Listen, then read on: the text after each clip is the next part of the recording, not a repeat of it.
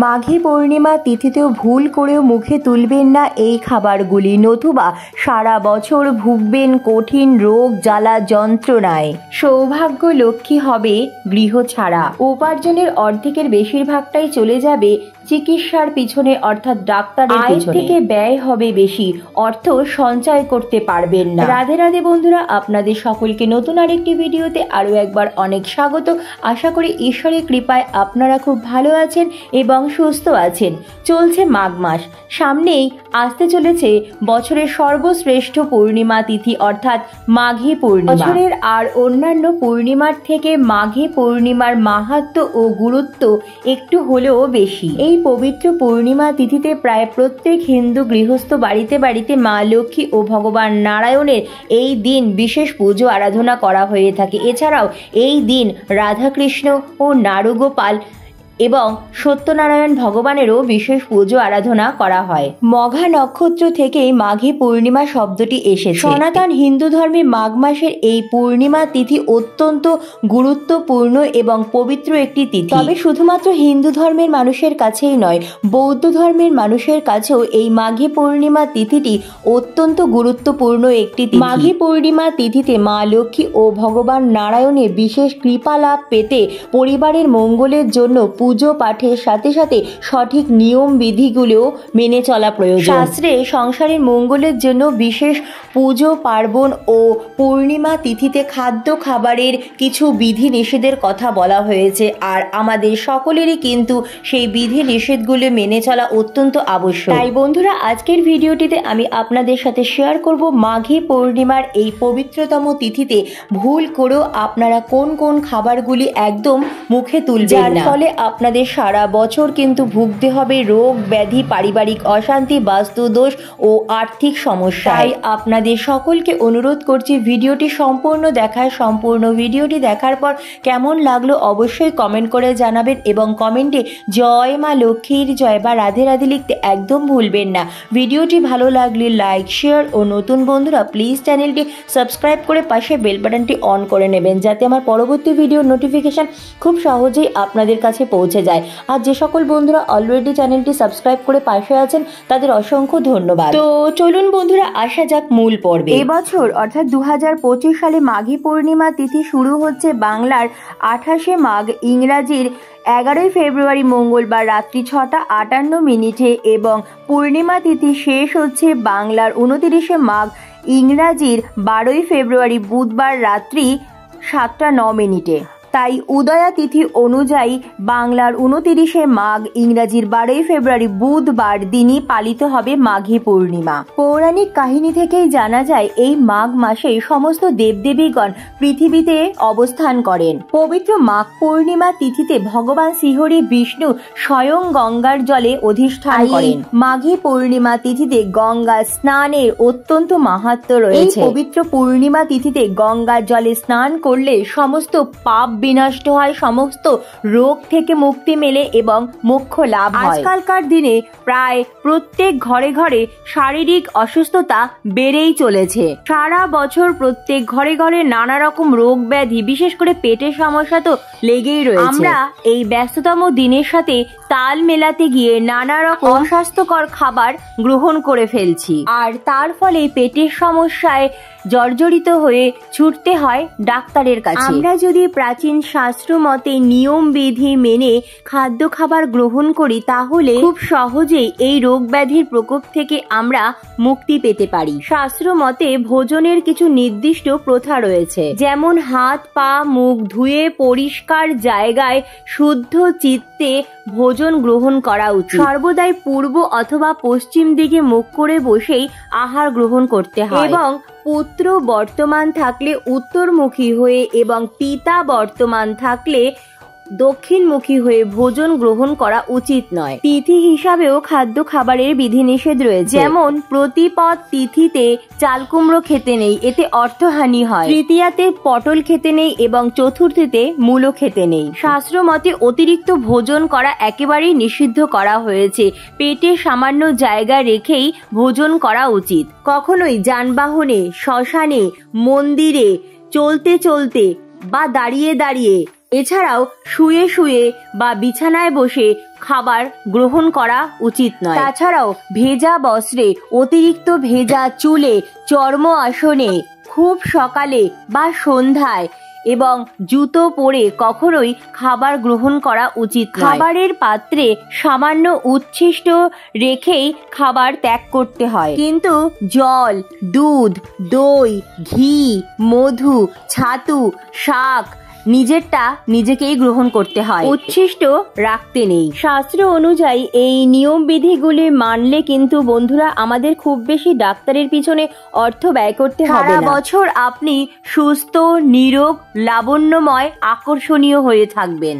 পবিত্র এই মাঘী পূর্ণিমার দিনটিতে খুব সকাল সকাল পারলে ব্রাহ্ম মুহূর্তে শয্যা ত্যাগ করুন। ঘুম থেকে উঠেই বাসি বিছানায় বসেই হাত জোর করে মা লক্ষ্মী ও ভগবান নারায়ণকে মনে মনে স্মরণ করে প্রণাম জানিয়ে দিনটি শুরু করুন। ঘুম থেকে উঠে ঘর বাড়ি ভালো করে পরিষ্কার পরিচ্ছন্ন করে মুছে নেবেন। সদর দরজায়ও এক ঘটি জল ঢেলে দেবেন। ঘর বাড়ি পরিষ্কার পরিচ্ছন্নর পর সকাল সকাল এই দিন স্নান সেরে নেবেন। পারলে অবশ্যই গঙ্গা স্নান বা আপনার বাড়ির নিকটবর্তী পবিত্র কোনো নদীতে স্নান করুন। আর যদি সেটা সম্ভব না হয় তাহলে বাড়িতেই স্নান সেরে নিন। স্নান সেরে শুদ্ধ বস্ত্র পরিধান করে নিজ মস্তকে ও পুরো বাড়িতে ভালো করে গঙ্গা জল ছিটিয়ে দেবেন। বাড়ির সদর দরজাতেও ভালো করে গঙ্গা জল ছিটিয়ে দেবেন। এই দিন বাড়ির সদর দরজা থেকে ঠাকুর ঘর পর্যন্ত মা লক্ষ্মীর চরণের আলপনা অবশ্যই আঁকবেন এবং ঠাকুর ঘরেও আলপনা আঁকবেন। বাড়ির প্রতিটি ঘরের দরজার সামনে অবশ্যই মা লক্ষ্মীর চরণের আলপনা আঁকবেন। এতে করে মা লক্ষ্মী ও ভগবান নারায়ণ অত্যন্ত প্রসন্ন হবেন। ভক্তি ও নিষ্ঠা সহকারে মা লক্ষ্মী ও ভগবান নারায়ণের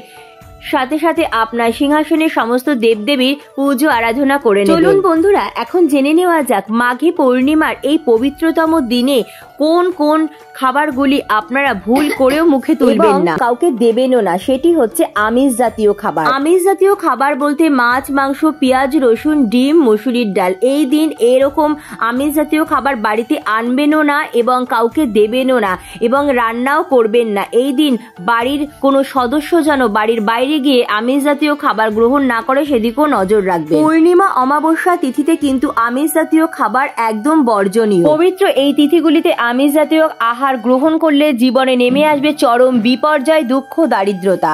তাই বন্ধুরা আজই সাবধান হয়ে যান। পূর্ণিমার মতো এই পবিত্রতম দিনে আপনারা বাড়ির প্রত্যেকেই চেষ্টা করবেন অন্তত একবেলা হলেও সকলে একসাথে বসে আহার গ্রহণ করা। বিশেষ করে দুপুরবেলা চেষ্টা করবেন বাড়ির প্রত্যেকটা সদস্য যেন একসাথে বসে আপনারা আহার করতে পারেন। খাদ্য খাবারের এই বিধি নিষেধগুলি কিন্তু আমাদের সকলেরই মেনে চলা প্রয়োজন, কারণ এই খাদ্য গ্রহণ করেই কিন্তু আমরা জীবনে শক্তি পাই। সঠিক নিয়ম বিধি মেনে বিশুদ্ধ অর্থাৎ ভালো আহারই আমাদের গ্রহণ করা উচিত, যাতে আমাদের শরীরের কোনো রকম ক্ষতি না হয়। এছাড়াও এই দিন আপনাদের বাড়ির আগের দিনের যদি বাড়তি বা বেঁচে যাওয়া কোনো আমিষ খাবার থাকে, এখন হয়তো অনেকেই ভাববেন আজকে আমরা এই আমিষ খাবার গ্রহণ করতে পারবো না, তাহলে আমরা অন্য কাউকে এই খাবার দিয়ে দিই। একদম এই ভুল করবেন না।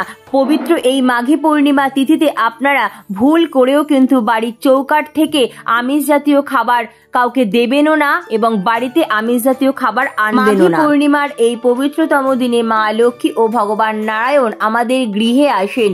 তাই আমিষ জাতীয় খাবার যদি আপনি বাড়িতে আনেন বা বাড়ি থেকে বার করেন তাহলে কিন্তু মা লক্ষ্মী ও ভগবান নারায়ণের আমাদের গৃহে আসার পথে বাধা সৃষ্টি হবে। দ্বিতীয় যেই খাবারটি এই মাঘী পূর্ণিমার দিন আপনারা ভুল করেও মুখে তুলবেন না তা হচ্ছে যে কোনো প্রকারের পোড়া জাতীয় খাবার। শাস্ত্রে বর্ণিত রয়েছে পূর্ণিমা তিথিতে পোড়া জাতীয় খাবার গ্রহণ করলে কপালও পুড়ে যায়। এই পূর্ণিমা তিথিতে আপনারা যদি পোড়া জাতীয় খাবার গ্রহণ করেন তাহলে আপনাদের জীবনে নেমে আসবে চরম বিপর্যয়, পারিবারিক অশান্তি, অর্থাৎ বাড়ির প্রত্যেকটা সদস্যর মধ্যে মনোমালিন্য তৈরি হবে, দাম্পত্য কলহেরও সৃষ্টি হবে। প্রভাব এসে পড়বে কিন্তু আপনার কর্মজীবনে। এর ফলে আপনার আর্থিক সমস্যারও সৃষ্টি হবে। পোড়া জাতীয় খাবার বলতে এখানে নানা রকম সবজি পুড়িয়ে অনেকেই খান, যেমন বেগুন, টমেটো, এরকম। এই পূর্ণিমা তিথিতে একদম ভুল করেও কোনো রকম সবজি পোড়া বা কোনো রকম মশলা পুড়িয়েও খাবারে দেবেন না এবং এই দিন কিন্তু রুটিও খাবেন না, কারণ বন্ধুরা রুটিও পোড়া জাতীয় খাবার। পূর্ণিমা তিথিতে অনেকেই ব্রত উপবাস রাখেন। পুজোর পর আপনারা লুচি পরোটা খেতে পারেন, কিন্তু ভুল করেও রুটি খাবেন না, কারণ রুটি পোড়া জাতীয় খাবার। পূর্ণিমার ব্রত উপবাস যারা করেন অনেকেই এই দিন পঞ্চ রবি শস্য বর্জন করে থাকে। তাই যারা পূর্ণিমা ব্রত উপবাস করবেন এই দিন ভাত রুটি বর্জন করার চেষ্টা করবেন। এর পরিবর্তে আপনারা পুজোর পর নানা রকম ফল, দুধ, সাবু, মিষ্টি অথবা লুচি পরোটা গ্রহণ করতে পারেন। তৃতীয়ত, মাঘী পূর্ণিমা তিথিতে কোনো রকম তেতো জাতীয় খাবার যেমন উচ্ছে, করলা, নিম পাতা এছাড়া যে খাবারটি স্বাদে তেতো সেরকম কোনো খাবার কিন্তু এই দিন একদম খাবেন না। কথিত আছে এই পবিত্র বিশেষ দিনে যদি তেতো জাতীয় খাবার আপনারা গ্রহণ করেন তাহলে আপনাদের জীবনে তিক্ততা বাড়বে। তাই বন্ধুরা, মাঘী পূর্ণিমার এই পবিত্রতম দিনে আপনারা তেতো জাতীয় খাবার ভুল করেও গ্রহণ করবে না। তার পরিবর্তে নিজ হাতে পারলে অবশ্যই নানা রকম মিষ্টি এবং এই দিন গুড়ের চালের পায়েসের ভোগ মা লক্ষ্মী ও ভগবানকে নিবেদন করুন এবং পুজোর পর বাড়ির সকলে মিলেই সেই প্রসাদ গ্রহণ করুন। মাঘী পূর্ণিমার এই পবিত্রতম দিনে আরেকটি সবজিও কিন্তু আপনারা ভুল করেও মুখে তুলবেন না, আর তা হচ্ছে মূলো। শাস্ত্র অনুযায়ী মাঘ মাসে মূলো খাওয়া একদম নিষিদ্ধ। মাঘ মাসে এই মূলো না খাওয়ার পিছনে বৈজ্ঞানিক কারণও আছে, কারণ এই সময় মূলোতে নানা রকম ব্যাকটেরিয়া সৃষ্টি হয়, আর এই ব্যাকটেরিয়ার প্রভাবে শারীরিক নানা রকম রোগ ব্যাধির সৃষ্টি হয়। শাস্ত্রে মাঘ মাসের মূলো খাওয়াকে মদ্যপানের সমান বলা হয়েছে। শাস্ত্র অনুযায়ী মাঘ মাসে যে কোনো পুজো পাঠে এবং পিতৃকর্মে মূলোর ব্যবহার নিষিদ্ধ করা হয়েছে। শাস্ত্র অনুযায়ী মাঘ মাসে মূলো খেলে পেটের নানা রকম সমস্যার সৃষ্টি হতে পারে, এছাড়াও পেটে কৃমি হতে পারে, এছাড়াও জ্বর, কাশি, ঠান্ডা জনিত সমস্যা তৈরি হতে পারে। তাই মাঘ মাসে ভুল করেও মূলো খাবেন না। শাস্ত্র অনুযায়ী এই মাঘ মাসে আরেকটি সবজিও খাওয়া নিষিদ্ধ করা হয়েছে, আর সেটি হচ্ছে শিম। কারণ এই সময় শিমে নানা রকম ব্যাকটেরিয়া সৃষ্টি হয় যা আমাদের শরীরের জন্য অত্যন্ত ক্ষতিকর। এই সময় শিম খেলে পেটের নানা রকম সমস্যা বা হজমেরও নানা রকম সমস্যা সৃষ্টি হতে পারে। পঞ্চমত এবং সর্বশেষ যে খাবারটি আপনারা পবিত্র এই মাঘী পূর্ণিমার দিন ভুল করেও মুখে তুলবেন না তা হচ্ছে যে কোনো প্রকারের মাদক দ্রব্য অর্থাৎ নেশা জাতীয় জিনিস। এই নেশা জাতীয় জিনিসের কোনো রকম খাদ্য গুণ তো নেই, ক্ষণিকের আনন্দের জন্য অনেক অনেক অর্থ ব্যয় করে এই নেশা জাতীয় জিনিস গ্রহণ করা হয়।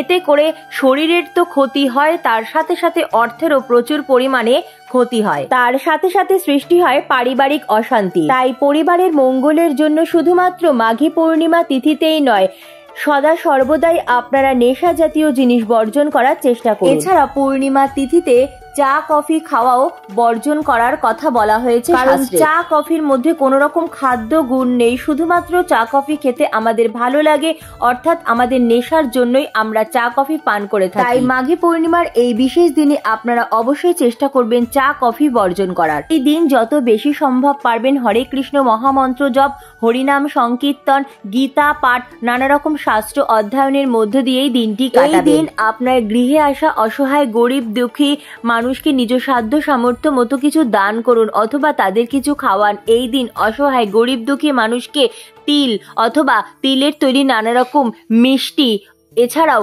গুড় দান করতে পারেন। এই দিন অবশ্যই আপনার ঠাকুর ঘরে একটি ঘিয়ে প্রদীপ প্রজ্বলন করবেন এবং সকালবেলা তুলসী মাতাকে জলফুল নিবেদন করবেন এবং সন্ধেবেলা তুলসী মাতার কাছে একটি ঘিয়ে প্রদীপ প্রজ্বলন করবেন।